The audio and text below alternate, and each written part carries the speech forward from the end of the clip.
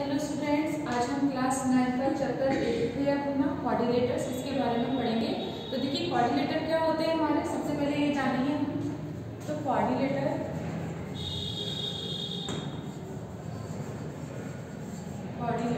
ठीक है, क्या होता है कोऑर्डिनेटर्स हमारे, कोई भी फिगर अगर फोर साइड से क्लोज है तो वो क्या कहलाएगा हमारा कोऑर्डिनेटर। जैसे हमने बोल दिया ए बी सी और डी, तो देखिए ए बी सी डी हमारे फोर साइड से क्लोज है, इसे हम क्या बोलेंगे, कोऑर्डिनेटर बोलेंगे।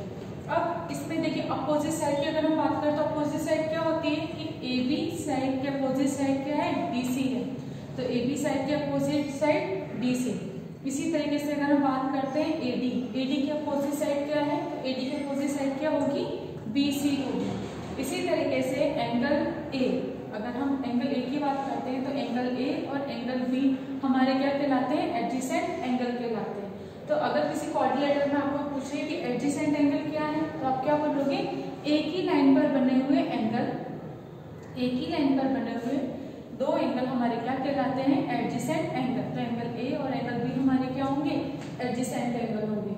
तो हमारे ए और एंगल बी क्या है, एडजेसेंट एंगल है।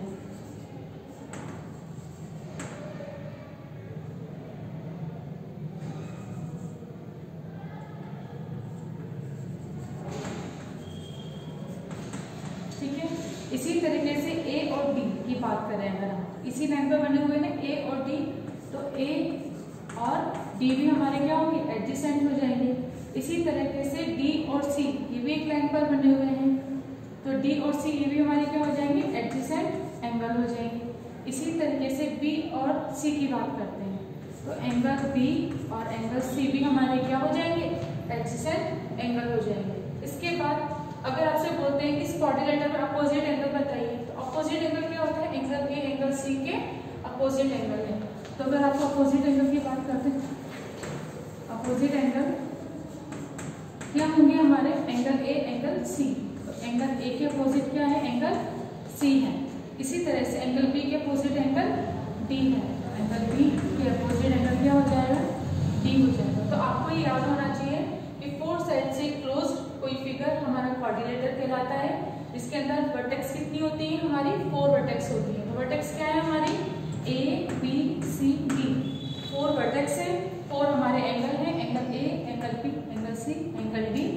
उसके बाद अपोजिट साइड मैंने बता दी, ए बी साइड के अपोजिट डी सी है, ए डी के अपोजिट क्या है, बी सी है। इसी तरीके से अपोजिट एंगल क्या होगा, एंगल ए के opposite angle C, angle B के अपोजिट एंगल डी हो जाएगा। और एडजेसेंट एंगल भी मैंने आपको बता दी है कि एंगल ए एंगल डी ये दोनों एडजेसेंट एंगल हैं। इसी तरह से एंगल बी और एंगल सी भी हमारे एडजेसेंट एंगल हैं। इसी तरह से बी और सी ये भी एडजेसेंट एंगल हैं, ए और बी तो एडजेसेंट एंगल है ही से। ठीक है, तो इस तरीके से अपोजिट साइड और कॉन्सेक्यूटिव एंगल भी बोल सकते हैं हम इसको, ए बी को, ये एडजेसेंट एंगल भी बोल सकते हैं। ठीक है, एक ही बात होती है। इसके बाद अपोजिट एंगल आपको मैंने बता दिया। अब हम बताते हैं angle sum property of a coordinators. ठीक है, तो देखिए अगर आपको कोई कोऑर्डिनेटर दे रखा है और हमें क्या पूछा है, इसके सम ऑफ एंगल कितने होते हैं, तो वो कितने होते हैं हमारे, 360 होते हैं। तो कैसे होते हैं, जैसे हमने क्या करा, ए को सी से ज्वाइन कर दिया। अब आपको पता है एंगल ए डी सी कितना होगा, किसी सम ऑफ ट्रायंगल प्रॉपर्टी क्या थी, sum of angles of a triangle is 180 degree. तो अगर हम बात करें इस एंगल की, ठीक है ना, तो ये कितना हो जाएगा, यहाँ इसको हमने बोले एंगल 1, एंगल 2, एंगल 3, फिर इससे हमने क्या बोलते हैं, एंगल 4, एंगल 5 और एंगल 6। अब देखिए एंगल 1 2 3 कितना हो जाएगा अपना, angle 1 plus angle 2 plus angle 3 is equal to 180। इसी तरीके से एंगल 4 5 और 6, angle 4 plus angle 5 plus angle 6 is equal to कितना हो जाएगा, 180 डिग्री हो जाएगा। क्योंकि क्या है, ए डी सी, इस ट्रायंगल की क्या है, ट्रायंगल ए डी सी, और ये वाला क्या है अपना, triangle A B C, A B C. अब हमने लिख दिया 1 2 3 180, 4 5 6 180। अब देखो 180 RHS क्या है, वो इक्वल है, तो LHS भी इक्वल हो जाएगा। तो हमारा कितना और हम क्या कर देंगे, ये किसके हो जाएगा 4 + 5 + 6, ठीक है। या फिर इन दोनों को देखो, ये दोनों इक्वल है ना, अब हमें क्या करना है, इस पूरे का बताना है, तो इन सबको टोटल कर लेंगे, तो 1 और इसमें इक्वेशन 2, तो हम क्या करेंगे 1 + 2 कर देंगे, तो देखो 1 2 3, फिर कितना आ जाएगा एंगल 4 + एंगल 5 + एंगल 6। अब इधर से कितना है 180 और यहाँ पर भी कितना है 180, तो हम क्या करेंगे RHS, ये दोनों इक्वल थे ना, तो ये भी हम 180 डिग्री इंक्लूड कर देंगे। तो ये सारे एंगल हैं हमारे, इन सब एंगल का सम देखो। अब हमारे क्या हो जाएगा एंगल 1 और एंगल 4, इसको एक साथ लिख लो आप, एंगल 1 + एंगल 4 प्लस इसके बाद एंगल 2 + एंगल 5 प्लस एंगल 3 और एंगल 6 को एक साथ लिखोगे आप, इजिकल टू कितना आ जाएगा 360 डिग्री, इन दोनों को ऐड कर दिया। अब देखो एंगल 1 और एंगल 2, ये दोनों मिला के क्या बना रहे हैं अपना एंगल ए बना रहे हैं ना, तो इसकी जगह अपन क्या लिख सकते हैं एंगल ए प्लस 2 की जगह क्या लिख सकते हैं अपन एंगल बी, इसी तरीके से 5 की जगह एंगल बी, और 3 और 6 इनको मिला के दोनों को मिला के क्या बन रहा है एंगल सी बन रहा है 360 डिग्री। तो इसको अगर अपन सिंपल लिखें तो angle A plus angle B plus angle C plus angle D is equal to कितना आ जाएगा 360 डिग्री। तो आपको क्या समझ में आया कि sum of angle of a quadrilateral is 360 degree होता है। तो आपको याद रखना है, अगर ट्रायंगल का सम पूछते हैं तो तीनों एंगल का सम कितना होता है 180, और इधर भी कितना हो जाएगा 180 180 180 360। और जब इन सब एंगल्स को अपन क्या करेंगे ऐड करेंगे तो 1 और 4 मिला के एंगल ए बनेगा, 3 और 6 मिला के एंगल सी बनेगा, 2 और 5 की जगह हम क्या लिखेंगे एंगल डी और एंगल बी। तो इस तरीके से आप लिखोगे तो आप इसे प्रूव भी कर दोगे कि angle A plus B plus C और डी इज इक्वल टू 360 आता है। तो आप इसे कॉपी कीजिए।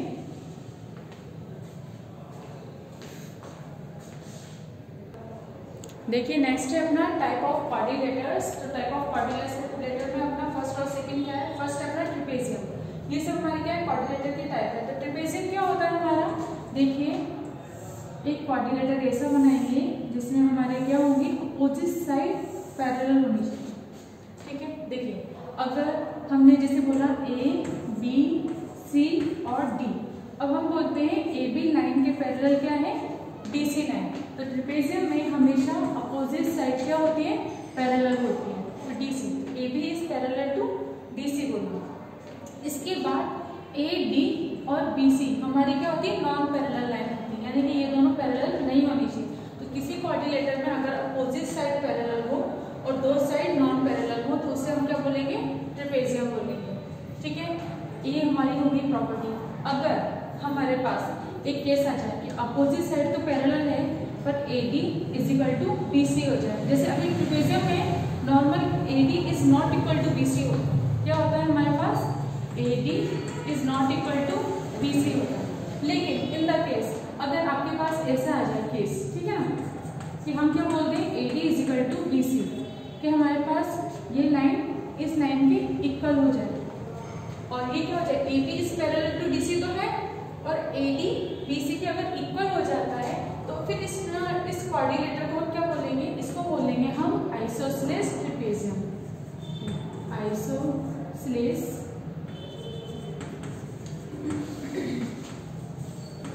ट्रेपेजियम, ठीक है। तो आइसोसेलेस ट्रेपेजियम बोलेंगे। आइसोसेलेस क्यों बोले, क्योंकि क्या है इसकी ये दो साइड इक्वल हो गई।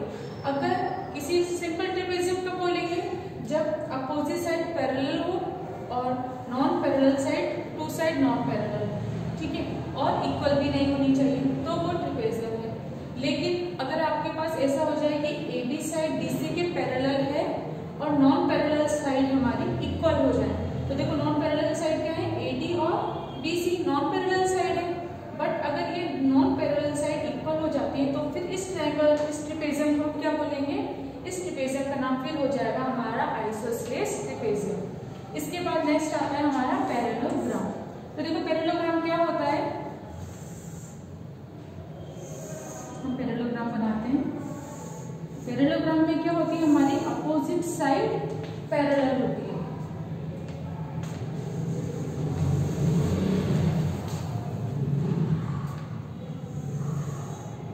देखिए पैरेललोग्राम में हमने इसे बोल दिया बी सी और डी। तो हमारी क्या होगी, A B line is parallel to D C, यानी अपोजिट साइड पैरेलल होनी चाहिए। इसी तरीके से A D is parallel to B C हो जाएगा। A D is parallel to B C and A D is parallel to D C हो जाता है। तो इसको हम क्या बोलेंगे, पैरेललोग्राम बोलेंगे। इसमें हमारे अपोजिट एंगल ऑलवेज इक्वल होते हैं, जैसे angle A is equal to angle C, इसी तरीके से angle D is equal to angle B. तो इसे हम क्या बोलेंगे, पैरेललोग्राम। तो आप लिख देना A B is parallel to B C and A D is parallel to B C, then angle A is equal to angle C and angle B is equal to angle D. तो ये हमारा क्या होगा, parallelogram होगा। तो आप उसे copy कर लीजिए।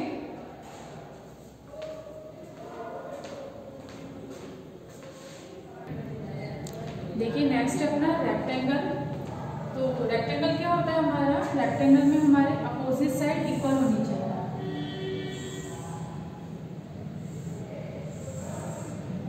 जैसे हमने एक रेक्टेंगल बनाया,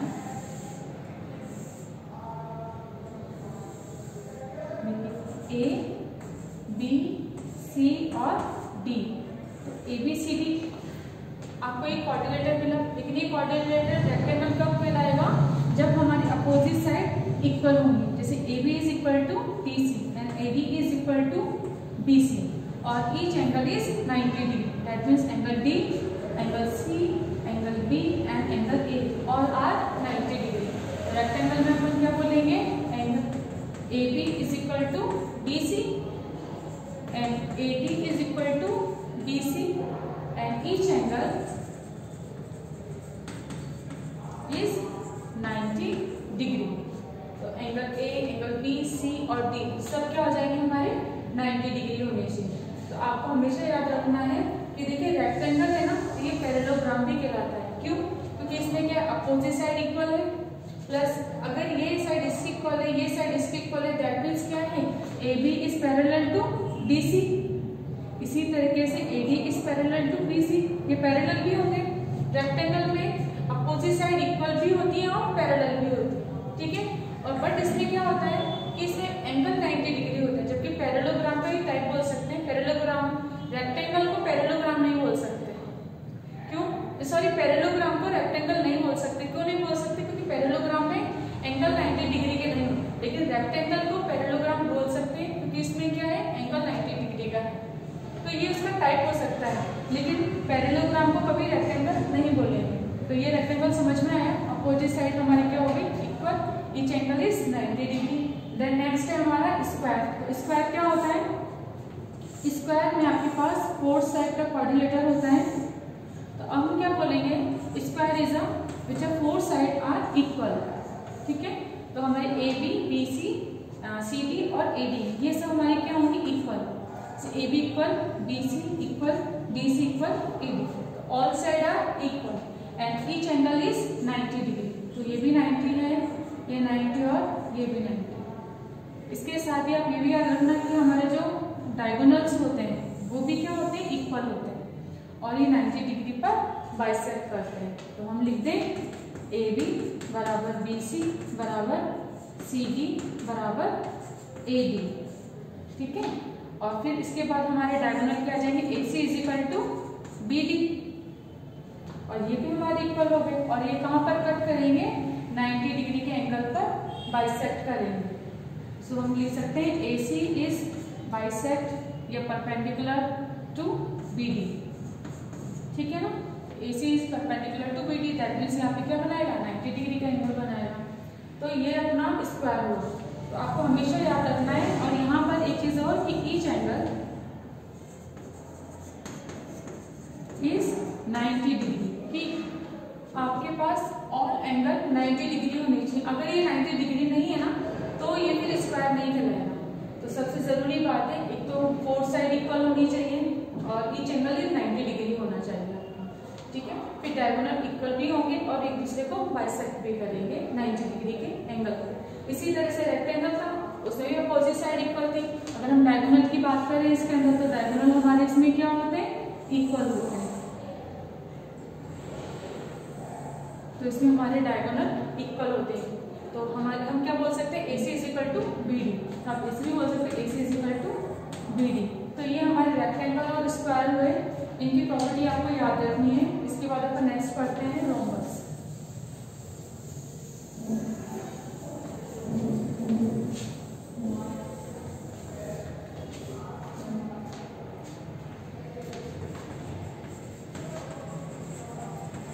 देखिए रोम्बस क्या होता है, रोम्बस भी हमारे स्क्वायर के जैसा ही होता है।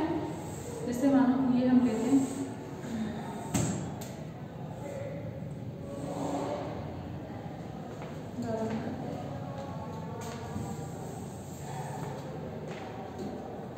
इसी तरीके से बना लेते हैं, स्क्वायर के जैसे बना लेते हैं, सिंपल समझ में आएगा और अच्छे से।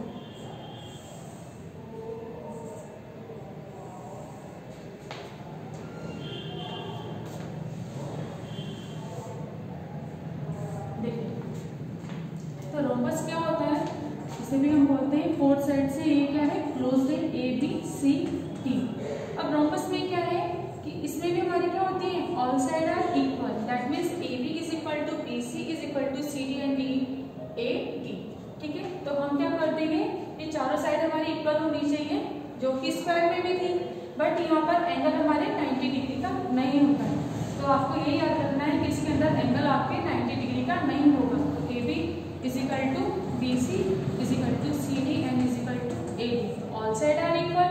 इसके साथ ही आपके पास क्या होगा कि डायगोनल होंगे, वो एक दूसरे को क्या करेंगे, बाइसेक्ट करेंगे 90 डिग्री के एंगल पर। तो आपको ये याद रखना है कि डायगोनल इक्वल होना जरूरी नहीं है इसमें, लेकिन डायगोनल एक दूसरे को बाइसेक्ट करते हैं और एंगल क्या बनाते हैं, 90 डिग्री का। तो हम ये भी बोल सकते हैं कि AC is perpendicular to BD। तो इससे क्या बन जाएगा, 90 डिग्री का एंगल बन जाएगा यहाँ पे, और ये इसको बाइसेक्ट कर ही रहा है। तो AC is bisect to BD, AC is bisect to BD। तो आपको याद रखना है रोम्बस की property, all side are equal and diagonal is bisect to each other at a 90 degree angle. तो ये हमारा रोम्बस हुआ। इसके बाद नेक्स्ट है अपना काइट।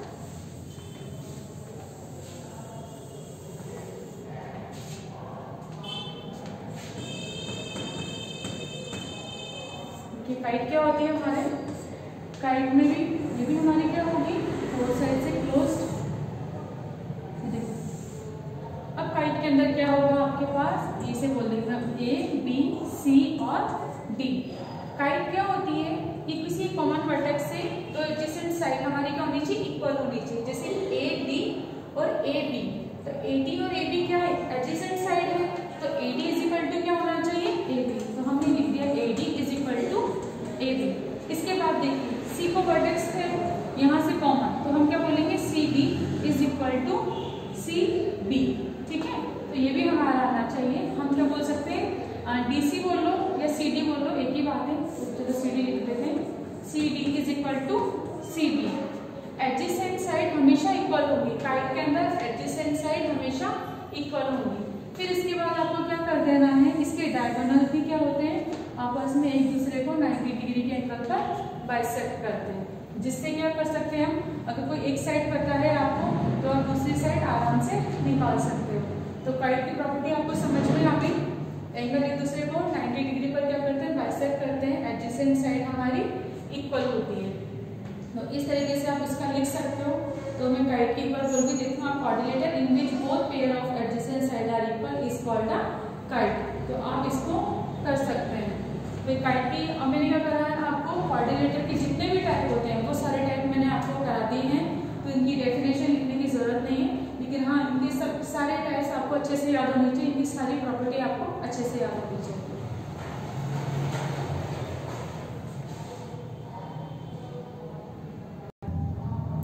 तो देखिए इस तरीके से कोऑर्डिनेटर के सारे टाइप हमने पढ़ लिए हैं। नेक्स्ट वीडियो के अंदर हम थ्योरम्स करेंगे पैरेललोग्राम की। तो नेक्स्ट वीडियो में अपन थ्योरम्स करेंगे। आज का वीडियो को यहीं पे कंप्लीट करते हैं। आप इसके टाइप्स और थ्योरम्स को घर पे बैठ के भी पढ़ो और कल हम नेक्स्ट वीडियो के अंदर थ्योरम्स करते हैं।